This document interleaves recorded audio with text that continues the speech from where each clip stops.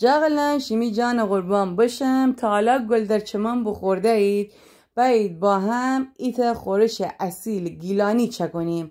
باقلا مازندرانی قشنگ پکه کنید. اگر دوست دارید 2 لپه‌ای یا 4 لپه‌ای بکنید. زرچوبو و نمک همراه خکارج قشنگ با چند تا حب سیر که خورده کدی بید. 2 تا قاشق شوید تر با 15 گرم کره واویج بدید. بعد از چند دقیقه که واویج بخورد و عطر خوش سیر در با ما، ایت لیوان آب جوشیده بهش اضافه کنید. 10 دقیقه زمان بدید تا همی باقلا بباجه.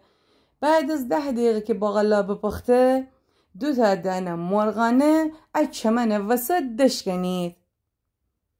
لایک و کامنت و سابسکرایب شماره یاد نشه. شیمی جان قربان بشم.